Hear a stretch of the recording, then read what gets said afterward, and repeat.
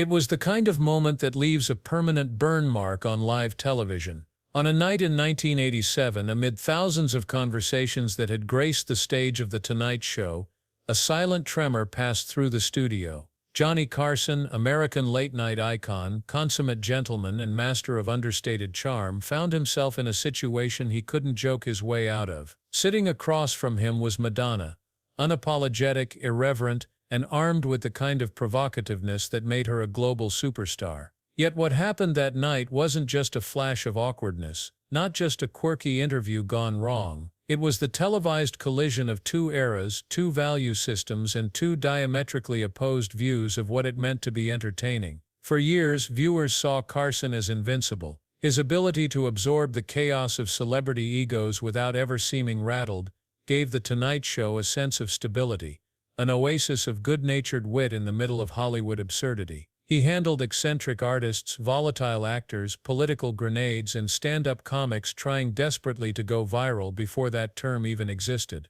But Madonna? She wasn't just eccentric, she was intentional. She came to the show not to participate but to dominate. And Johnny knew it within seconds. From the outside, things looked like business as usual at first. The house band played, the curtain opened, and out she walked, wrapped in brazen confidence and lace. She thanked Johnny for the welcome, crossed her legs, and began what she may have imagined would be her usual act: flirt, shock, blur the lines. But something was off. Not with the cameras or lighting, but with Johnny himself. He wasn't biting, he wasn't amused. He was watching and calculating, eyebrows raised not in amusement but in caution. That night was supposed to be about charisma meeting charisma, a crossover of cultural giants, and yet what unfolded felt more like a Cold War than a conversation. For industry insiders and loyal viewers alike, it was immediately apparent there was tension in the air, and not the playful kind. By the end of the interview, there was no laughter behind Johnny's trademark grin. In fact, some backstage sources would later admit they couldn't recall a time he looked more disconnected on set. He was disturbed, not angry per se, just done with it. One former staffer would say years later, something in him had shifted, not just about the guest but about the state of the industry itself. For Johnny, that guest segment became shorthand in studio circles, that Madonna night. It became a blueprint of what not to allow, what not to invite back, and what could go wrong when the unspoken rules of the show were broken in real time. Let's be clear, Johnny Carson was not old-fashioned in the way most would easily label. This wasn't about a prudish man stunned by modern sexual audacity. Carson was known for clever, often shocking double entendres. He could wink his way through risque punchlines better than almost anyone in broadcast history. What troubled him about Madonna wasn't the idea of sex, it was the way she wielded it like a blunt instrument. Where Johnny preferred suggestion, subtlety, build-up, and a knowing glance, Madonna dropped her lines with full force, as if scandal itself were the punchline. She turned nearly every question into a jarring sexual comment, regardless of context or continuity.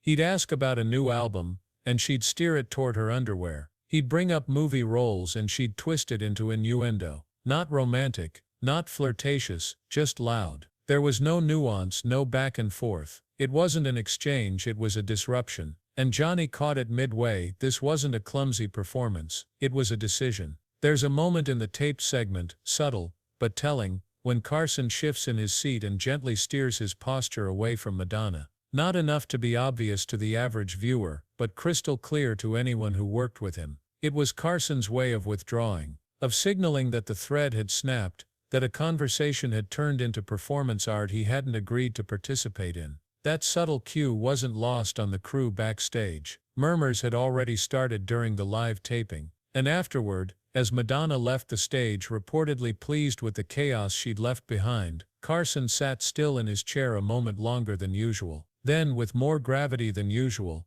he stood, walked to his dressing room, and according to sources, excused himself from the post-show debrief entirely. It had taken 23,000 interviews to break Carson's unflappable calm. But on that night, Madonna did the impossible. Not by overstepping boundaries, but by refusing to acknowledge they ever existed.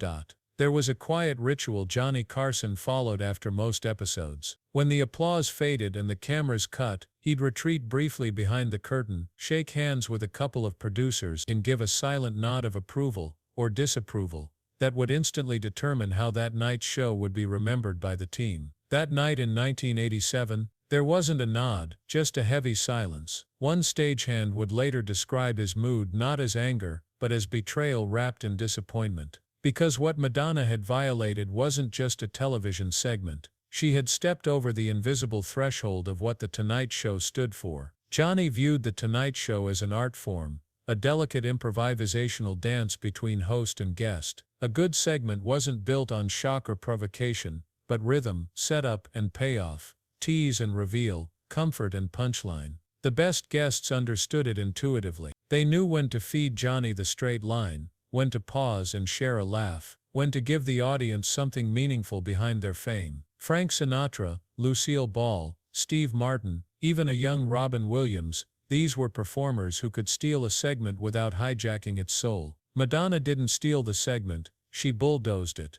And she seemed intent on doing it from the moment she opened her mouth, as if her presence alone had earned her full control over the stage. She didn't respond to Johnny's questions so much as she bulldozed past them, turning every line into a not-so-subtle declaration of "I don't play by your rules." And that was the problem, she didn't want to play by anyone's rules, let alone Johnny's. There's a kind of arrogance that fame can breed in its early stages, a belief that your rebelliousness is inherently genius, that disruption equals relevance. But Carson had seen too many rising stars pursue shock value like it was a cheat code for depth. In his eyes, Madonna wasn't challenging norms, she was ignoring the basic premise of why guests were invited on the show at all: to have a conversation, to contribute to a shared moment, not to hijack airtime and turn it into a personal stage for provocation. Backstage footage didn't exist for the public to truly witness the aftermath of that interview, but crew members have recounted the scene dozens of times. Carson didn't yell, he didn't curse. If anything, his reaction was far more chilling. He went quiet. And in Johnny's world, silence said everything. We'd all worked with Johnny long enough to know silence was the loudest scream. One longtime writer later said, "You'd rather have him chew you out than just shake his head and walk away." No production meeting followed, no recap, no jokes about it in the next monologue. Madonna wasn't mentioned again, not in private meetings, not in fan mail segments, not ever on Carson's own terms. And if you asked the crew why, you'd always hear a variation of the same answer. Because that wasn't a Tonight Show moment. That was something else. Johnny was no stranger to outrageous behavior. He dealt with inebriated actors, eccentric inventors, and stand-up comedians who bombed so hard the audience winced on their behalf. But he drew a clear line between messy entertainment and intentional sabotage. To Carson, Madonna's appearance wasn't a train wreck you laugh about later, it was a breach of trust, a failure to honor the fundamental understanding that made late-night television unique. The guest may shine, but the host steers the ship. In the days that followed, nothing official was said of her ban. There was no press release, no blacklisting decree, but internally, her name was flagged. And whenever her PR team floated future appearances, the answer was always the same: "We're not doing that again." Mid-level producers stopped pitching her. Talent coordinators were instructed to focus on guests who better understood the format. And among older staff, a quiet pride emerged. Carson had drawn his line, not with tabloid drama or industry gossip, but by simply refusing to entertain what didn't entertain. For years afterward, Madonna's name symbolized more than a band booking. It became studio shorthand for the wrong kind of guest. If a new celebrity came on with a big ego and no conversational humility, someone backstage would whisper, "Careful, we've got another Madonna on our hands." It wasn't about the real person, but the persona she chose to bring to Johnny's stage. A persona that, however powerful in concerts and music videos, had no resonance in a room predicated on connection, not spectacle. But perhaps what haunted that moment the most wasn't just Madonna's provocation, but how it made Johnny feel obsolete, if only for a moment. Here was a new generation of celebrity, not just bold, but dismissive of tradition, untethered to the codes of conversation and comedy. Gone were the savvy old-school guests who treated talk show appearances as an art. In their place, a new breed, focused more on headlines than humanity. And Carson saw it coming. And that, one producer noted years later, was maybe the thing that hurt most. Not that she was crude, not that she was difficult, but that she made Johnny feel like he didn't belong in his own house anymore. It was more than just a difficult guest. It was the beginning of a cultural handoff, a moment when the old guard realized that no matter how tightly they held the reins, the age of shock was already at the door. To truly understand how jarring that moment was for Johnny Carson, you have to rewind the lens back to an era not just of different celebrities, but a fundamentally different understanding of fame. For Carson, fame was earned in layers through talent, endurance, and the ability to perform under pressure without losing your humanity. A great guest wasn't the loudest person in the room, they were the one who knew when to speak, when to listen, and how to make the audience feel like they were part of something special. That era respected restraint as much as brilliance. So when someone like Madonna came barging into that carefully balanced arena, treating the segment like a stage for solo performance, it wasn't just disruptive, it was disrespectful. Not just to Johnny, but to the unspoken contract between entertainer and audience. For Carson, talk show interviews weren't opportunities to go viral or dominate headlines. They were opportunities to create rapport on a human level. In his mind, that required trust and timing, not volume. It wasn't that Madonna lacked talent. Johnny knew she was clever, sharp even. He'd seen some of her previous TV appearances and noted privately how well she could land a line or light up a set. But in that moment, what he saw wasn't cleverness, it was calculation. A performance designed to provoke, not connect. And if there were two things Johnny loathed, it was laziness and insincerity, masquerading as courage. There's this image that sticks with people who knew him best. That night, just after the cameras stopped rolling, Johnny reportedly walked past a group of young staffers and muttered under his breath, "That wasn't comedy, that was noise." It wasn't said angrily, it was said like a verdict had already been delivered, and in a sense, it had. The truth is, Carson had changed television by turning conversation into an art. He didn't need cue cards to be funny. He didn't need special effects or choreographed drama. He could ask a simple question about a guest's dog and turn it into a memorable 4-minute story.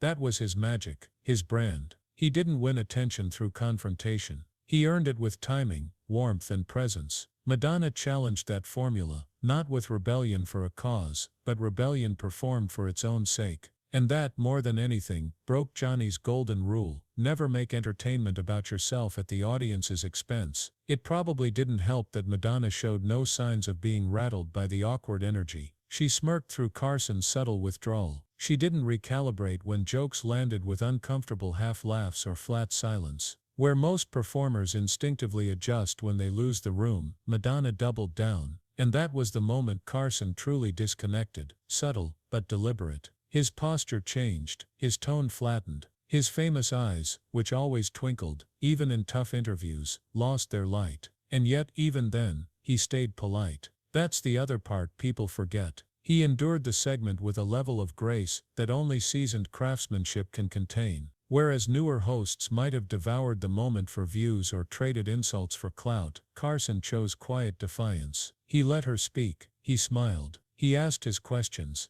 But behind the performance, something was already gone, a spark of mutual playfulness that guests like Bette Midler, Billy Crystal, and Goldie Hawn had ignited effortlessly. Because in the end, the worst part wasn't that Madonna broke the show's rhythm. It was that she had no interest in even learning the dance. If you asked those who worked closest with Carson, they all echo the same thing. Johnny hated laziness disguised as edge. He saw it as an indictment, not just of showbiz, but of standards. He had built his career on making the hard stuff look easy, something he believed every entertainer should value. He didn't chase attention, he earned respect. Within that worldview, Madonna's behavior wasn't just annoying, it was corrosive. And behind all the jokes and silence, and poker-faced professionalism, there was a deeper concern brewing. Carson wasn't just irked, he was worried about the future, about whether his kind of show built on mutual respect and humor that didn't punch down or lean solely on sex jokes, still had a place. And for maybe the first time since taking over The Tonight Show decades earlier, Johnny walked off stage wondering if the culture had left him behind. He didn't say it aloud, he didn't complain to the press, but within that singular strange silence he slipped into that night was something deeply human, the beginning of farewell, not to the guest, not even to the format,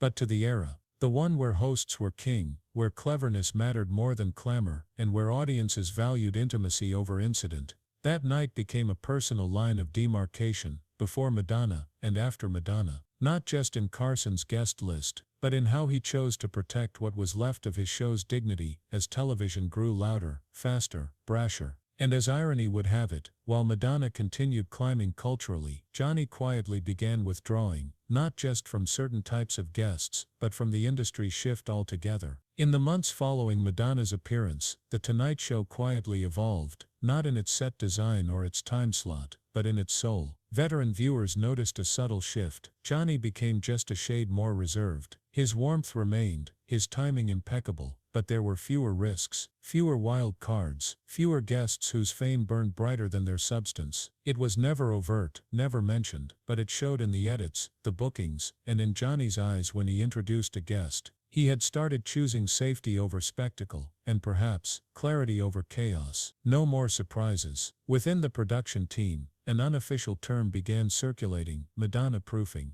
It wasn't malicious, it wasn't censorship, but it was real. Pre-interviews became stricter, PR teams were briefed more explicitly on expectations, rising stars were screened not just for popularity, but for compatibility. Could they engage in real conversation? Could they adapt? Could they share the spotlight without trying to own it? And if they couldn't, they never made it past the green room. Ironically, Madonna herself would never publicly mention the interview again. Perhaps she had forgotten it entirely, a mere pit stop on her meteoric rise through the zeitgeist. Or perhaps on some level, she knew that for all her career-defining disruptions, her boundary-pushing videos, her public feuds, her unapologetic performances, there was one stage she'd never be welcomed back to. Not because she wasn't big enough, but because for the first time, she couldn't dominate the narrative. She had left an impression, just not the one she thought. Years later, when asked about out-of-control guests, Carson would chuckle and name a few infamous moments: an actor falling off a chair, a stand-up comic going off script, a parrot that pooped on a guest's lap.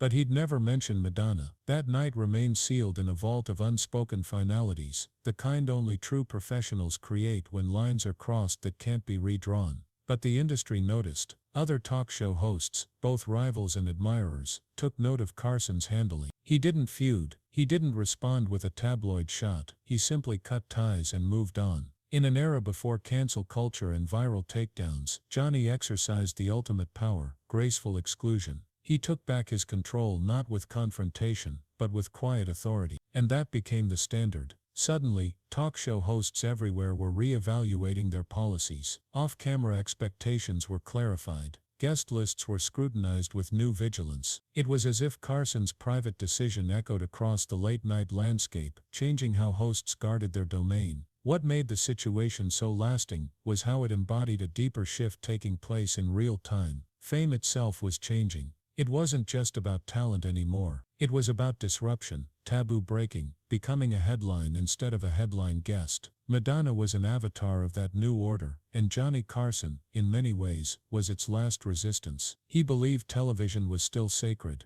not above change but deserving of a rhythm, a respect, a place where entertainers lifted the room, rather than dominated it. And while his fans knew him as the king of the late-night laugh, his staff and friends knew something else, that Johnny was a deeply moral performer, not in a preachy or judgmental way, but in his commitment to doing things the right way, night after night. The building, the desk, the mic, they weren't just props. They were instruments in the orchestra he had been conducting for 30 years. And when a guest struck a dissonant note, intentionally and unrelentingly, Johnny didn't just hear it, he felt it. That's what Madonna's appearance did. It wasn't just off-key, it was off-theme, off-structure, off-etiquette. And worst of all, it was off-purpose. She didn't try to play the game better, she mocked the game itself, and for someone like Carson, that meant you were no longer a guest. You were something else completely. In today's terms, some might call Johnny overly sensitive or resistant to change. But this wasn't about conservatism, it was about professionalism. Carson wasn't asking guests to bend to outdated norms, only that they respect the platform they entered, that they treat the audience not as pawns to provoke, but as people to engage. Because at the core of Johnny Carson's success was something often missed in retrospectives: he trusted his audience. He never talked down to them. He never over-explained the joke. He knew they were smart enough to follow a clever twist, sharp enough to appreciate a moment of vulnerability. What Madonna brought that night wasn't just sexual, it was aggressive and performative, in a way that broke that trust. And Johnny felt it instantly. Over time, The Tonight Show healed. Guests returned to the couch with humility and humor. The format survived. Carson even laughed just as much, perhaps more, knowing each segment had been chosen with care, not desperation. But that single night endured as a quiet scar, a small moment that signaled a cultural turnover and a personal turning point. Because long after the chairs were cleared and the credits rolled, there was one truth that lingered in the air like a ghost. Johnny never forgot that night, and no one who worked there ever did either. As the years passed, the story of that Madonna interview faded from public conversation, buried under the mountain of increasingly outrageous moments in pop culture that would follow. But within the walls of Studio One at NBC, the memory remained vivid and instructive. It became institutional memory, passed down not through memos or official accounts, but through quiet warnings, raised eyebrows, and behind-the-scenes anecdotes told to news staffers with the ring of urban legend. The moral was always the same: the moment you forget what the audience came for, you're no longer a guest, you're a spectacle. Madonna was a pioneer, no doubt about it. She redefined femininity, celebrity and rebellion in ways most artists only dream about. But Carson's stage wasn't built to contain a self-contained brand. It was a place that depended on dual presence, two people sitting across from each other, creating something together. That kind of subtle alchemy couldn't survive a performance that refused to listen. And if there's one thing Madonna didn't do during that segment, it was listen. In every great Carson conversation, there was give and take. His questions weren't traps, and his remarks weren't setups for others to falter. He gave guests room to be the best version of themselves, to be funny, vulnerable, real. He was generous with laughter and respectful in silence. So when someone weaponized that generosity into a monologue, the disconnect wasn't just tonal, it was ideological. That's why the fallout wasn't spectacle, it was silence. There was an ethic to Carson's style that became all the more apparent after that night. He believed in the dignity of conversation, in control without cruelty, wit without vulgarity, and most of all, he believed in hosting, not as a job, but as a sacred responsibility. To move a conversation forward, even when it's awkward. To maintain levity even when sparks fly. And sometimes to politely show a guest to the door when the show no longer felt like his own. It's easy now, in retrospect, to see Madonna's performance through a filter of cultural impact. She pushed buttons because that's what icons do. She blurred boundaries because someone needed to. She was being Madonna, and yet the core of Carson's quiet fury wasn't that she showed up bold, it was that she showed up unprepared to connect. Because that was the lesson he'd taken years to master. Connection is what makes good television endure. It's not built from confrontation, but calibration. The ability to pivot, to listen, to respond, not with dominance, but with humanity. Johnny didn't hate her for being provocative. He hated that she was only provocative. There's a story that surfaced among two longtime staffers during Carson's final year. It was late in the run, 1991 or 92, and a young talent coordinator suggested booking a rising pop star known for her boundary-pushing look and off-color interviews. Johnny narrowed his eyes, considered it, then quietly asked, "Is this another Madonna situation?" The room went still, and just like that, the suggestion was off the table. That phrase, "another Madonna situation," became less about Madonna herself and more about a type. The self-involved performer, the agenda-driven guest, the person who walked onto a shared stage, believing their presence alone justified disrespecting the format. Carson could forgive a bad joke, he could forgive nerves, weird behavior, even someone totally bombing. What he could never forgive was someone ignoring the purpose of the platform. He wasn't naive, he knew the industry was changing, that shock was selling, that some new stars were more performance art than persona. But what he refused to tolerate on his stage was the idea that attention trumped authenticity,